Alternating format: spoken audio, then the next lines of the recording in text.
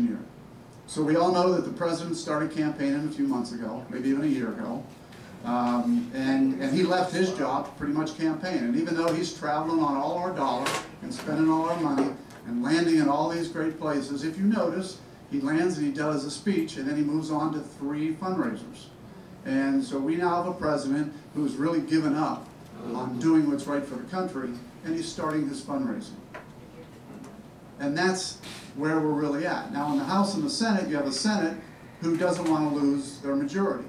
So by the way, we have a tremendous amount of bills that we've passed over this past year. We have, people say, where are the jobs? We have at least 30 jobs bills sitting over that Senate. Now think about the process. We all learned this in history class. The House passes a bill, they send it over to the Senate.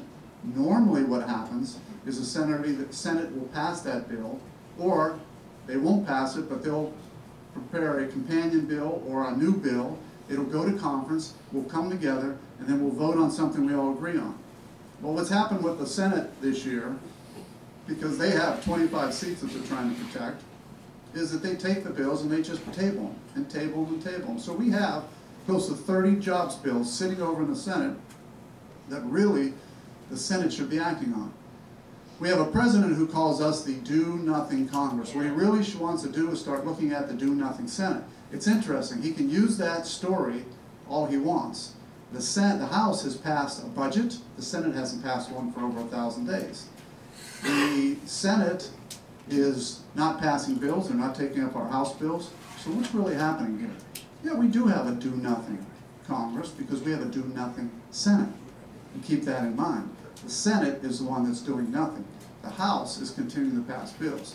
Now this year there's a question, well, do you continue to pass bills and throw them over there when the House isn't going to vote on them? Look, the House isn't even going to vote on the President's budget this year. And I think when I was here last, I asked you all, do you realize that the Senate isn't going to, the Senate isn't going to vote on the President's budget? And all of you know that the Senate did vote on the President's budget last year, and everybody, I think, remembers, you know what that vote was, right? 0 for, 97 or 98 against. I can't remember the exact number. Harry Reid has said he will not even take up the President's budget this year. So this is the direction we're going. It's an election year. Again, strange for me. I'm a business guy that believes we should be working every year toward jobs and the economy and getting things done. But truly, we have a year this year that will be very, very limited things that will be accomplished. The one bill you're hearing a lot about is the transportation bill. The transportation bill is in front of us. It's been in front of us for the last couple of weeks. To give you an example, the Senate wants to do a 2-year bill. The House wants to do a 5-year bill. Remember, certainty and predictability, all those things we talked about, that's what a 5-year bill will bring. A 2-year bill will bring some of that, but not enough of it. The other thing that you have to remember is that, that our highways and bridges are paid for by a gas tax. It hasn't changed. That gas tax hasn't changed since 1993, I think. So what we have is a gas tax that hasn't changed, dollars that are going down. Now, why are the dollars going down in that trust fund? Well, because we have cars now that instead of getting 12 miles to a gallon, get 22 miles to a gallon. So you get less gas tax money into a fund to take care of highways and roads. So here's the dilemma in Washington. We have so many dollars, and we have so much to spend on roads and bridges and infrastructure. The dollars that are coming in from the gas tax are going down because of our mileage. So the question is, how do we pay for our bridges and roads and highways? And that's really been a discussion that's been going back and forth for the last few weeks. Now the far right in the Republican Party believes that we should only spend the amount of money coming in. That's the gas tax money. That's one of the arguments. Then there's some in Congress, both sides, Democrats and Republicans, who believe we need to fix whatever the roads and bridges dollars are. And that's where the real debate is. See, a lot of people think it's an easy answer. You get down there, well, it's just easy. For instance, one easy answer would be, well, we just spend the tax money that comes in for out of the gas tax, off the gas tax. The problem is the infrastructure, the needs of the infrastructure is growing much more rapidly than the gas tax as it comes down. Here's what really the problem is in Washington. It's system problems. Now, if you think about it, If you heard what I just said, gas tax is going down because mileage per miles per gallon is going up. Nobody's ever fixed the system. That system's been in place. So you know you need the dollars. One of the things that's written really if you look at our founding fathers, they said we need to fix our infrastructure. That was part of it, part of what the United States government should do. The problem is the system was set up on a gas tax and a miles per gallon and all those things that has now changed. But nobody in Washington ever wants to make that big decision to say, we've got to figure out a way to get more dollars in for those roads and bridges. So that's what I tell you is the problem there. And I'm not telling you the solution because I'm here to make sure you understand these are the issues in front of people in Washington. We have to decide how we can pay for the infrastructure without raising taxes, gas tax, but also knowing that the gas tax per gallon hasn't changed since 1993, and at the same time, miles per gallon has gone up. It's an interesting dilemma. It's the same deal. Wasn't stimulus money supposed to go to infrastructure and highways? Like what percentage did? Yeah, I don't know the exact percentage, but the stimulus money, well, we know it went to Solyndra, and we know it went to a lot of places that was just wasted dollars. Again, shovel ready. You heard the president say that he didn't realize that things, shovel ready. There were a lot of jobs shovel ready. That's the problem with Washington. I'm a firm believer we need to quit sending money to Washington when they have no idea what's needed back here, and we should keep the money here. And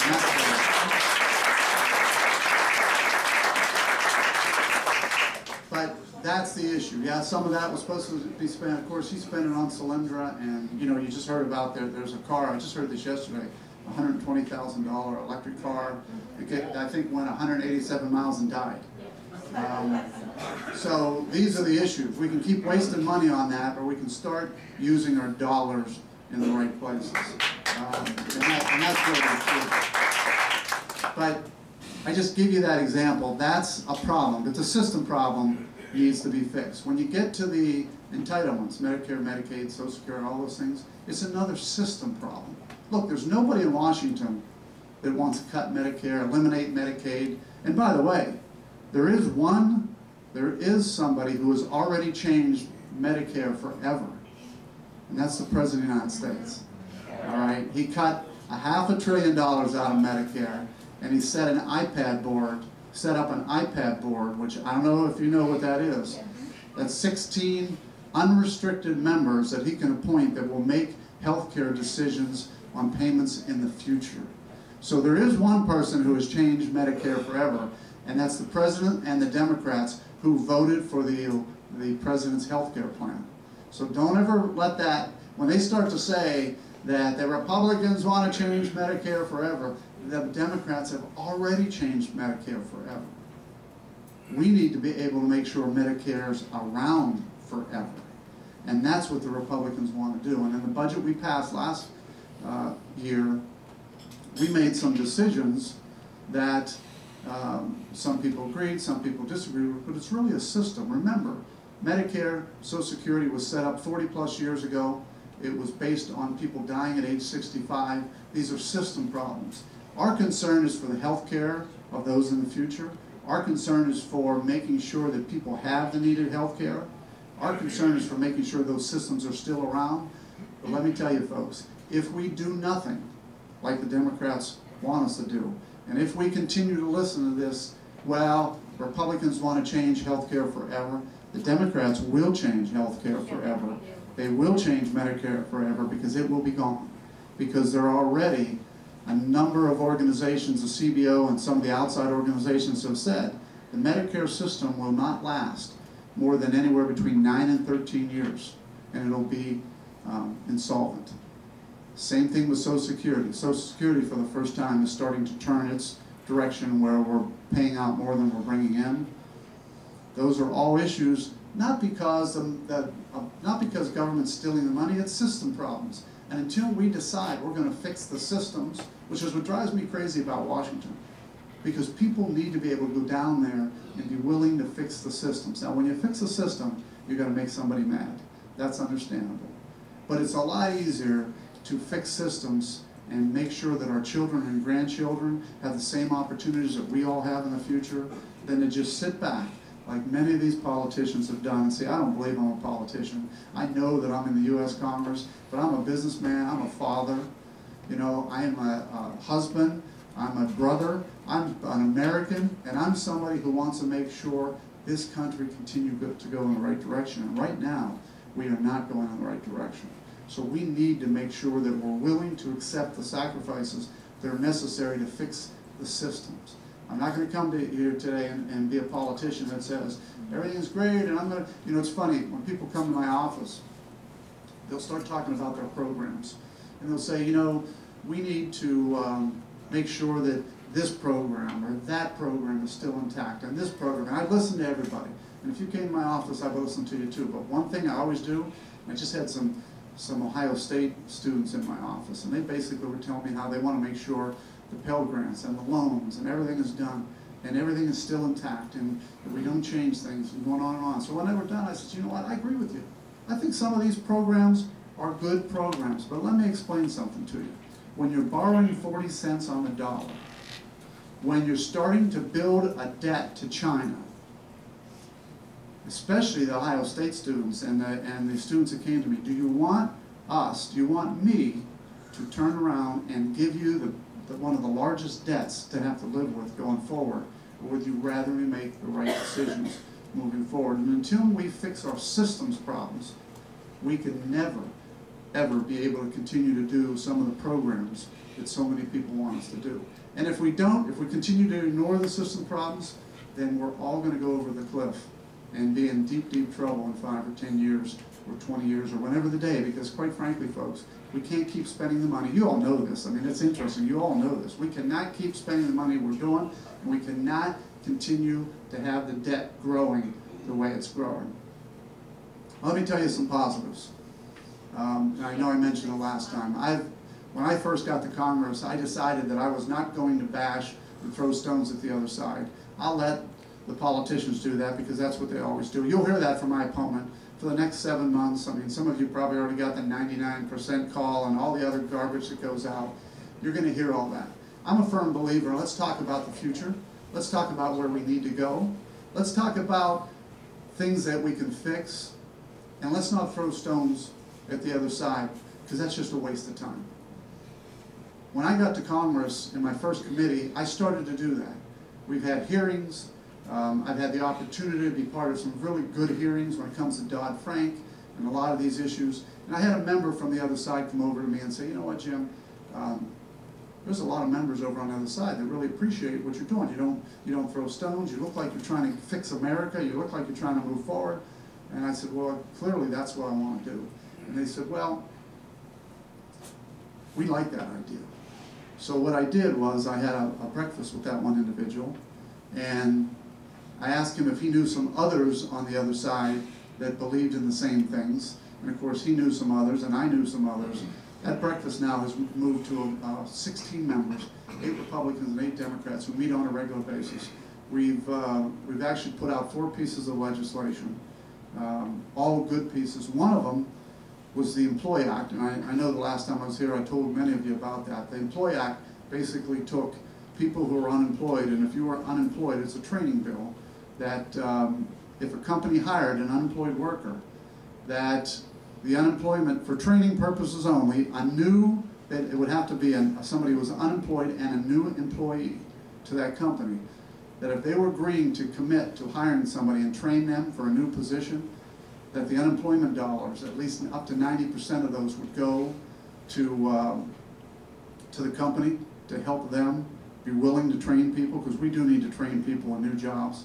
And that bill became part of the payroll tax extension that just was passed by the House and Senate this past year. So I'm proud to say that working with the other side, we were able to get something that's a jobs bill, it's a training bill, and it's taking dollars that are going to people that are on unemployment and turning them into training dollars.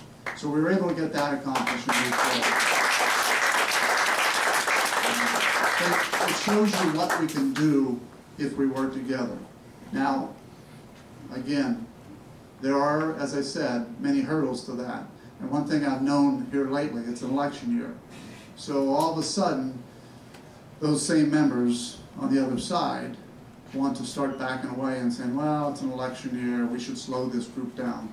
And isn't that a sad thing? If there's one thing that disappoints me more than anything, it's the knowing that we've got 16 members that are willing to work together, and now they want to kind of slow things down because it's an election year. And it's not the Republicans saying that, it's the Democrats saying that. So we're going to work real hard in moving forward to try and get America moving in the right direction. But it's not easy, I will tell you that. We have a lot of issues. I mean, I know some of you may have questions about Fast and Furious, and some of you may have questions about a lot of these things. Remember, they're all being looked at. The one good thing about this Congress is we have oversight for the first time. We are doing oversight hearings on a regular basis. My committee just had an oversight on the MF Global. And we brought people in, and we're trying to understand what's going on. But everybody wants those things to occur right now. You know, Fast and Furious, you need to subpoena these people, you need to do this, you need to do that. No, it's in the process right now. It's in the process. It's in the process of investigation. When it's done, decisions will be made. And those will be the things we continue to do with oversight hearings. So I'm pretty proud of what our Republican Congress has done. Remember, it may not have not gone in and completely turned the direction back, but when you're only 1/2 of 1/3, all we can do is stop the train from going in the direction it's going, and I think we've done that. With that, I'll kind of open it up for questions. Sure. Question about along the lines of jobs.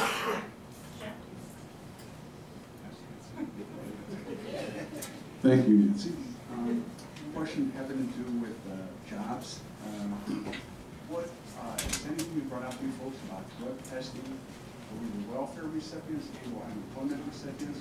And then secondarily, Gingrich on Sunday spoke about training. They said that 77 organizations currently involved in job creation in Ohio alone.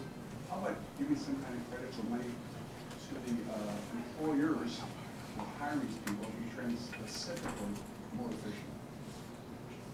Well, first off, the unemployment bill, which is the extension of the payroll tax bill, allows for states to do drug testing. So that, and quite frankly, so you know, that's a state option. You know, everybody says, well, you know, are they going to do it? What's the option of the state? So that was in there. And when it comes to job training and programs, I just told you one that the states now have an option of. They can opt into. They have to opt in. There's only 10 states allowed. That's a little bit disappointing for me. I wish all of them. But you got to remember, some states don't have the problem we have. I mean, North Dakota's unemployment rate is between 3.5% and 4.5%. But the reason it's between 3.5% and 4% is they have the gas and shale exploration going on that's just starting in Ohio. So they don't need the same type of programs. But there's an example of a program that I'm proud to say that I co-sponsored and is now part of the payroll tax extension that will work to train people going forward.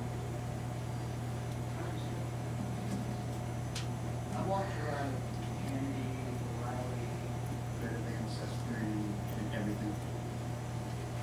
Come April, when the Supreme Court is supposed to look to see if Obamacare was unconstitutional or not, did they push that back a little bit to June or something like that? That's one of the questions, because he seemed to be continuing on like nothing's going to happen. But as a result, is the ruling going to be, is it going to be changed? And the only time I ever heard was, I think it was from Cornyn, the congressman from Oklahoma, President Cornyn, say that, you know, we should set the example. If we're going to have Obamacare, we, representatives of the people should have it too, and all we saw was a bunch of people saying, no, we don't want to be part of it. How come nobody brings up the fact that, you know, it's good enough for us, the people who are elected, but not good enough for the people that we get elected? Well, let me first answer the question. I'm not sure. The Supreme Court is supposed to make their decision before the election. So I don't know when that is, whether it's June, July, August, I don't know. And I have no idea which decision they're going to make. I think we'll all have to sit back and see what decision they make. But the one thing I will tell you about congressional health insurance, we'll stick to that since you talked about it. You know, there's so many emails fly around that say those congressmen, they get health care for life and they get pension for life, and they get all this stuff for life, and they should have the same programs as we have. Well, my health insurance is with private health insurance. Congress, when you are elected to Congress today, and this isn't a complaint, I just want to make sure you all have the facts, so when those emails fly around, you can respond the same way. When you're a member of Congress, when you're elected, you have a choice of 4 or 5 private insurances that you can pick from. You pick from them just like you would if you were employed by any other company. Once you pick them, you have a copay. My copay, my payment each month for my wife and I is approximately $591 a month. Maybe it's somewhere around there. So I actually pay $500+ a month for a health insurance plan. And by the way, when I was employed with my own company, before I went to Congress, I had a better health insurance plan, and my payment per month was less. So I'm not complaining, but I'm just telling you that, you know, when you look at this, a lot of people, you hear all this stuff out there. Congress did have those benefits, because I kept hearing, and I thought, well, I want to see what's going on here. Well, that all changed in 1986, I think. And Congress did have pensions for life, and they did have a lot of those things. A lot of that changed after '86. So when you see those emails flying around, ask your congressman or woman really what their benefits are, because what we have today is a 401k plan, which we have to invest our dollars in, and then the government matches a certain amount, just like a normal business. We do have a plan called FERC, which I don't understand what that stands for, which there is a small percentage put aside for a retirement plan that vests after 5 years, but it's not a big plan. It's not retirement for life. So I tell you all that because I want to make sure you understand. A lot of times you see those emails, and I do think Congress today does have to live within a lot of the same rules that the American people do. And of course, Congress will have to live within the rules of the Obama healthcare plan. Here's the interesting thing for you that I just learned this year. Because I went, you know, I'm always, when somebody asks a question, I go research it. I go and try and find out so I have the answer. If you were in Congress prior to 1984, and you still are applicable to life insurance or health insurance for life and retirement for life, if you don't retire this year, the Obama healthcare plan kicks in, and those people lose their health care for life. So when you see a lot of people retiring this year, you might not realize that they might have figured it out. Now, when I was talking to member services, and that's where this comes from, we have an office of member services, and I said, are you kidding me? I said, so they passed something that would eliminate their health care for life if they don't get out by the end of this year, because it's part of the Obama health care plan. And the member services person said to me, I am sure they did not know it was in there. It gets back to the same old thing that Nancy Pelosi said, you have to pass the bill to see what's in it. So when you see a lot of these members retiring this year, you got to ask yourself the question, are they retiring because they want to make sure they have health insurance for life? Or are they retiring because they can't think they can win another election? I don't know what the answer is, but it's interesting that I found that out when I talked to member services. Go back there. Where do you stand on the proposed increases on TRICARE premiums and the fact that we seem to be putting savings on the backs of our serving and retired military people? Well, of course, I'm still one that's all above. We have to look at everything. But I also believe that anybody that served our country, that's been willing to stand up and defend our country, should be looked at a whole lot different than anybody else. So I am a big, strong supporter of the military, and I'm a strong supporter of all our troops, and will do whatever I can to make sure that those programs are intact and maintained. Because again, if you're going to stand up and risk your life for our country, I'm a strong believer in defending those people. Just like I am, quite frankly, you know, for the firemen and the police officers. You know, I was a fireman for 5 years. I do understand what it means to leave your family and go into a burning building and have to risk your life for somebody else's, but you don't even think about it, you do it. I mean, when you think about those people, firefighters, police officers, our military, we need to always shake their hand, thank them, and be willing to go the extra effort for them.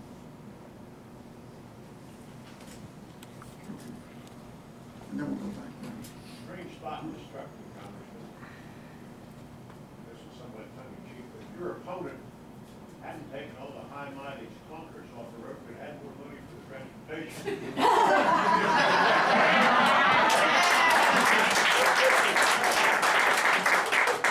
Well, I will tell you this, my opponent is if she was going to stand on one thing she's done in her career, she'll use the cash for clunkers as an example. That's a tough one to stand behind. I mean, I was a car dealer. I mean, good thing about me, good thing about representing me representing all of you, is I've had so many opportunities to do so many different things. So nobody can really throw a rug over my head on occasions. Maybe they can, but I can usually get it off pretty quick. When it comes to cash for clunkers, I mean, if you think about it, she's going to stand and say that produced jobs. Let me tell you quickly what happened there. You know, cash for clunkers was from like July until August or September of 2009. I had a car dealership. Oh, our volume went right up because people were able to come in and pay, get a $4,500 credit by the government, by the way. But guess what? You had millionaires, you had, I mean, this wasn't a program for the poor individual who needed it. You had people coming in, and do you realize that I think the percentage is more than 50% bought foreign vehicles? Right? But here's the worst thing. This is all factual information, and my opponent will have to talk about that. She'll say she saved jobs and she did all these things great. Here's the thing here's the long-term effect of cash for clunkers. And no matter what anybody says, you can talk to a car dealer, but you're experiencing this. There were so many what I call clunkers. Now, I got to tell you, you know what a clunker was? A clunker was anything that met the definition of a clunker. I had a 7,000 mile, I had a car come in that was considered a clunker. It had 7,000 miles on it. It was not a clunker, but guess what we had to do to that car? We had to destroy it. So we took so many cars off the market that today, go talk to your car dealers. I mean, don't talk to your politicians, talk to your car dealers when they tell you there's no used cars out there. They've got to pay, it's anywhere from 6 to 10% more for a used car. So guess who loses in this deal? All of us. We all lost. Because now, you go to try and buy a good used car, and you're going to pay a lot more money for it. And guess what? On the reorganization of General Motors and Chrysler, guess who loses on that? Go buy a new car and see what happens. You're not going to get a deal anymore. I mean, it's amazing. One of my constituents came up to me and said, you know, I used to be able to go to this dealer and this dealer and this dealer, and I'd get competition and I'd get a car at the lowest price. Now you go to a dealer and they say, here's the price. If you don't like it, go down to the next dealer. You know why? There's no competition. You know why? General Motors and Chrysler eliminated the competition. They eliminated my dealership, which was competition. I mean, that is the one thing that we can talk about all day. These government programs, they have long-lasting effects. And who pays for them? We do. I'm sorry, you're the next one. My name is Don Bratton. And first of all, I want to say thank you because I got to line to town hall meetings. And I've only seen one politician in my adult life who extends as much effort as you do to remain contacted with your district. So I want to say thank you.